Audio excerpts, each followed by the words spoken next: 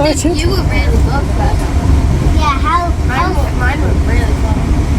with mine goes really, really far.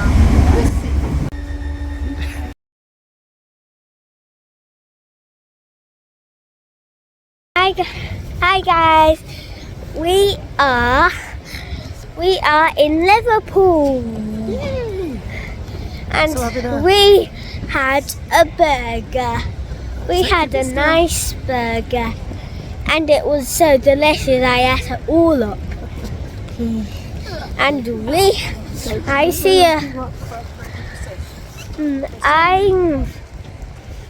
I see a splash pad over there. I thought I could go in it, but it's not even working. So we had to try different thing. I'm after some Lego. Yeah, but first we're going to the shoe shop. Boringest shop ever. So now let's go to the shoe shop, guys. Okay. I'll see you at the shoe shop. Bye. Oh, what are you after, Al? What are you after today? Shoes. Trainers, isn't it? Yes, trainers.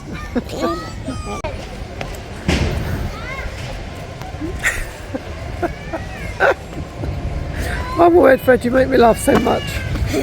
Can I?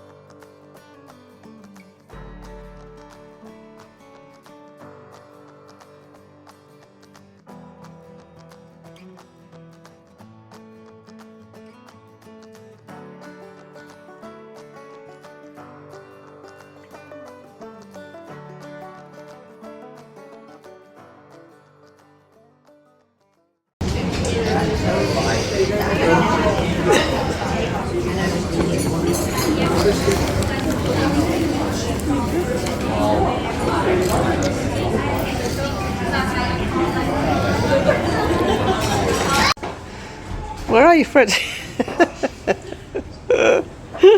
Oh, very good, Fred. You're in the yellow submarine. Yay!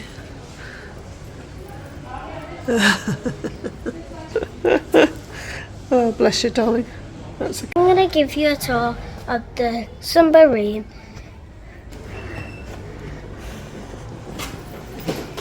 This is the submarine. So, give you a tour of it.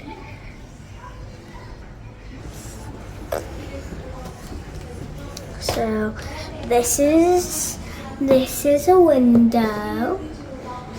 So, this is a window. Say hi, Grandma. Hello, darling. Do you know what I'm reading? Yeah. I'm reading The Gruffalo's Child. Okay. That's the book we've chosen for Bonnie, isn't it? Here, like we're just chilling here and don't get a book. So I'm gonna show you what I'm gonna read.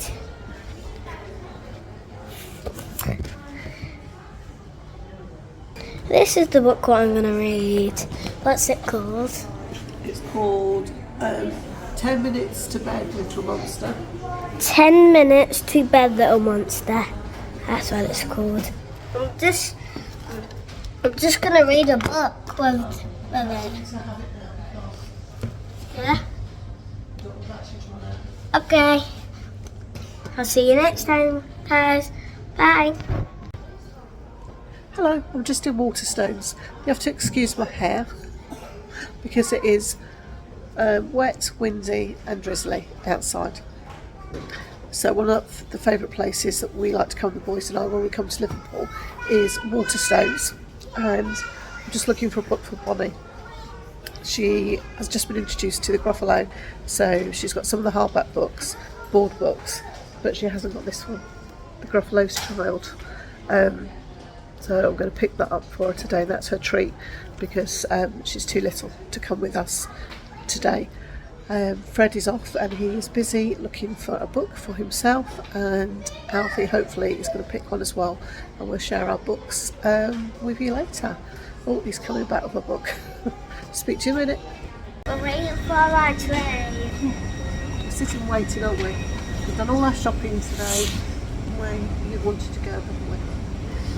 So you're ready to go home? Oh, sorry Fred. You're waiting to go home, aren't you? What do you want to do when you're at home? Do Lego.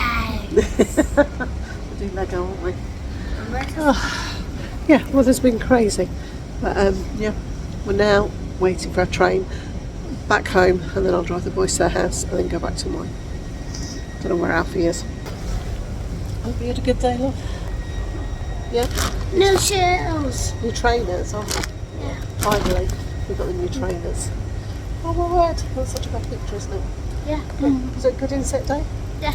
You ready for school tomorrow? No. Oh my word, oh my word. Hello. Good evening. Oh my word, it is 7:25. Yeah, first time that I think I've had a chance to speak to you properly. So hello. I hope you had a really lovely Monday, or as Mondays go. Today was an inset day for my two eldest grandsons, and one of the things that they chose to do in the summer holidays that they wanted to do was to go into Liverpool and go to a nice burger restaurant. But because we lost Bailey in August, that was one of the planned things we just didn't do. So it coincided today. That worked really nice. So I picked them up, drove over to them, picked them up, and we caught the train into Liverpool, which was really nice. Both the boys were quite excited to go on the train. I enjoy travelling on the train, after sort of years of commuting. It's nice to, just go at a leisurely pace. But the weather in the northwest here today was grey, drab, drizzly. So not the ideal shopping weather. But we went, and the reason that was the first reason. The second reason that we went was to get Alfie a pair of trainers for his birthday. He's going to celebrate being 11, and he's got to that age where he'd like a pair of, designer trainers. So I said that myself and his granddad would be quite happy to, purchase them. My daughter gave us like a budget of what to spend. So we went into a well-known brand shop, shall I say. My word, it was like Christmas in Liverpool. It was so busy. But I suppose everybody was off on the inset day and just making the most of going out and going shopping. I didn't even give it a thought, really. And you're obviously a lot slower when you have, a 6-year-old and a nearly 11-year-old with you.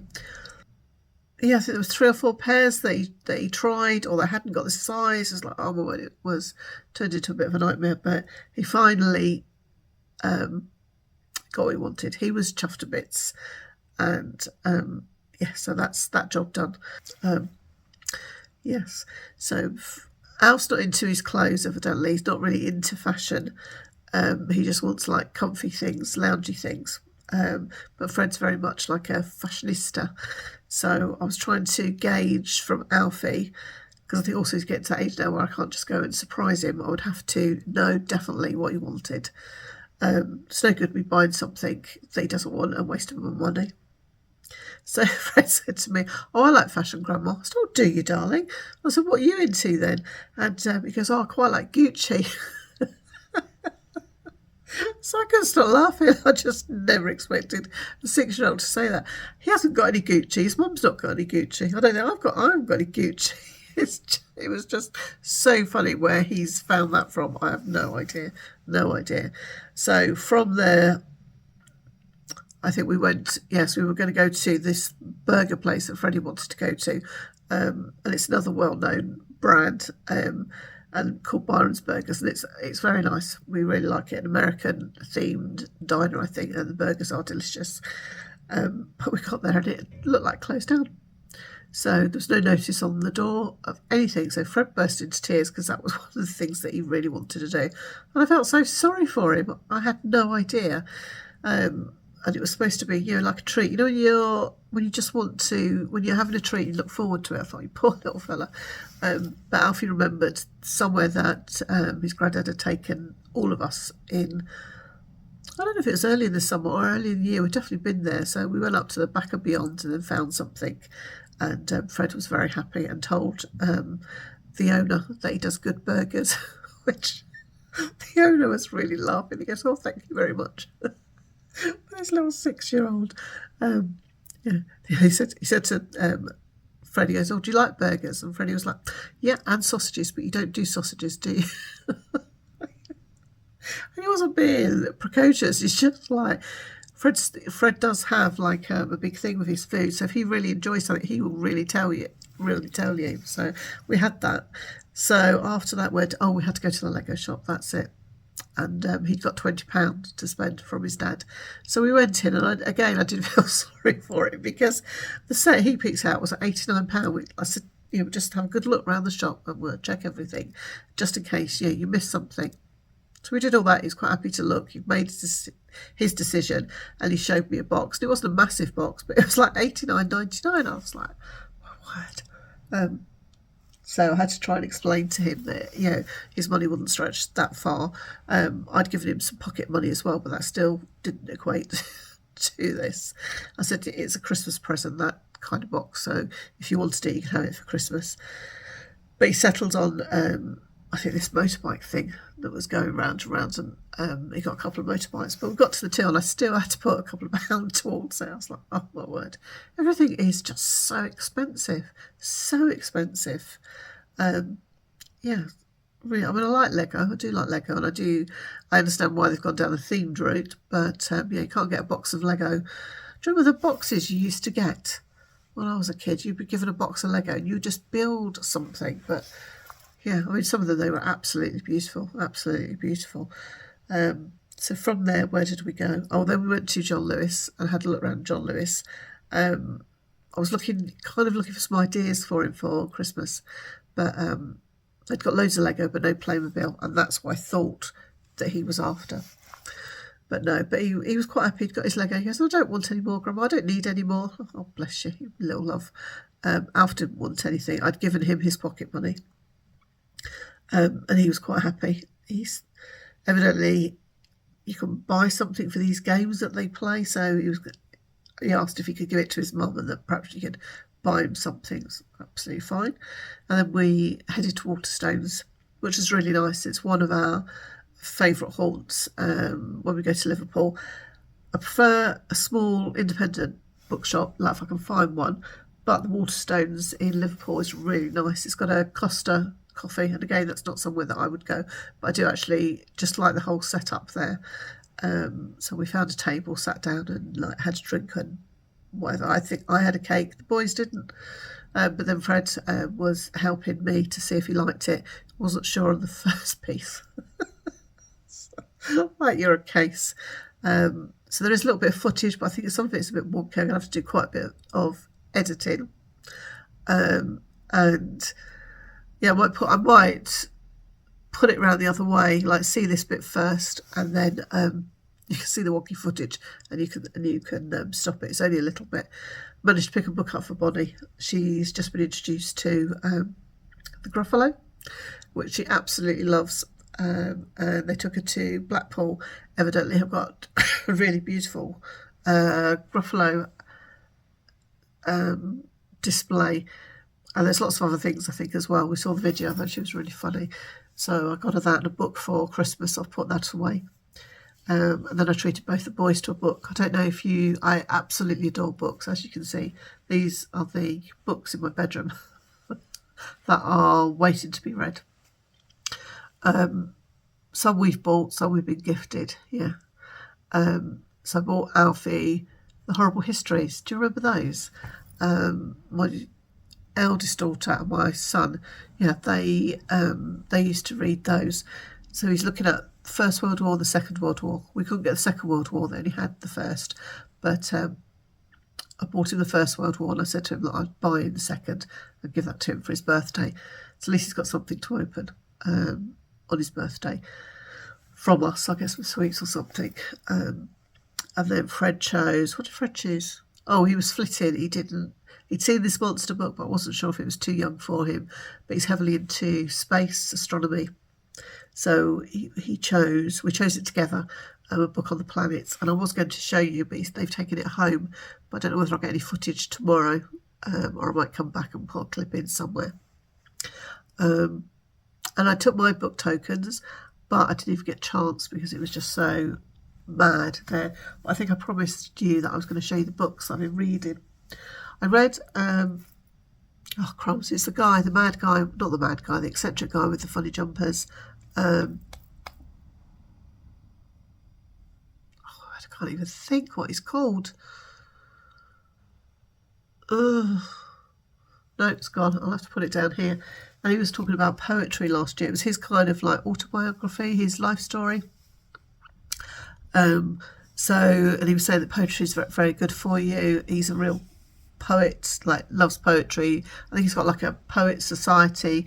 So I'm following him and just looking at different things. I bought this for my husband, and because he's into his bees, he's just got like a beehive. He's learning about those this year, and I thought he would be quite touched with this, but he wasn't at all. So it's Carol and Duffy. Can you see that? Yeah, Carol and Duffy. The book cover is really beautiful. It looks like the beehive. So it's just called The Bees, and it's a collection about a bee's life, the journey from various authors, and I really enjoyed it. You can see it that way. So that's what it's called. And I like Carol and Duffy. So put my glasses on. It's a first collection of a new, oh my word, it's really bad, of new poems as poet laureate. So yeah, no, I really, really like that. I don't know if that's actually showing up, or that's just too much of a glare. The book's beautiful. I'm reading this at the moment. We were lucky enough to go to a celebration of the Windrush generation and all that they have done for our country. And this is reads like a diary entry, and it's non-fiction. And I love like social history, and it's about people's stories. There are some really sad stories in here, and there are some really disgraceful stories of the way that these people were treated. But yes, I really like this. This is by Colin Grant. And it's separated into like different sections. At the moment, I'm just looking at jobs, I think. Yes, but yes, if you're interested in that type of thing, that's a good buy. And yeah, I'm enjoying that. I'm enjoying it in the sense of like the social history and finding out. I do know like a fair bit about it. It's like a topic that I do study from time to time. And we've just finished watching Lenny Henry's Three Little Birds on ITV, and it tells the story of his mum coming to England, and she was on the Windrush ship. So there's only been one series, and I think there's 6 episodes, and yeah, we've enjoyed the way that it's been told, and I think obviously some of it is like really shocking. But I think it's really important that we know about these kind of things. So I've got one book that I have read and one book by the same author that I'm just starting. Now, I was recommended this book. It's called The Knitting Circle. Will this come off? No, that's the leaf won't come off. Right, so these are quite old in the sense of when they were published. So this was published in 2007, and it's by an American author, and she's called Anne Hood. So I don't know if any of you, especially my American viewers, yeah, and it's called The Knitting Circle, and the story is about a mother who loses her child, and through learning to knit in the course of knitting, she finds a path through her grief. It doesn't solve everything for her, but it's that thread that she hangs on to, and there's a really good twist in it. I really liked that. So I chose another book. I think this is her first one, and this is Somewhere Off the Coast of Maine. And this is by Anne Hood as well. And again, Anne Hood. And when was this published?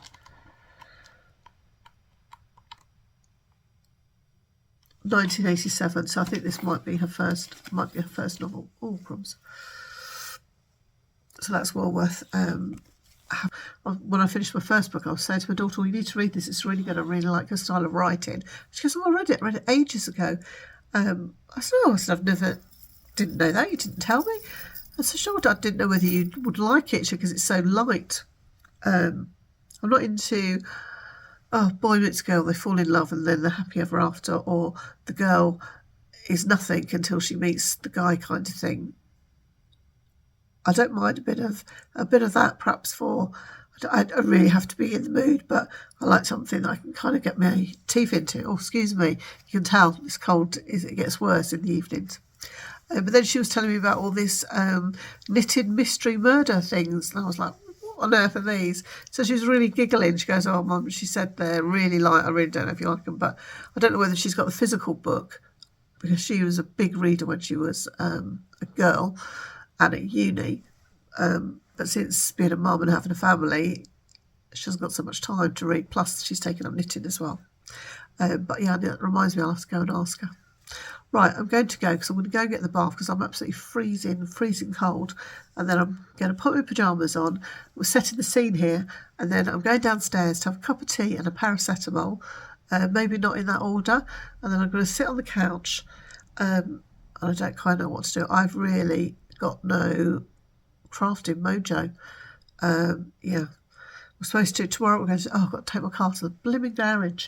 I'm a bit cross. It went in July and now I've got a warning light that came on last week to say that the brake pads are worn. And I just feel it's a bit of a con. So, I've got to sort that out. So I've got to take both cars, leave it and come back.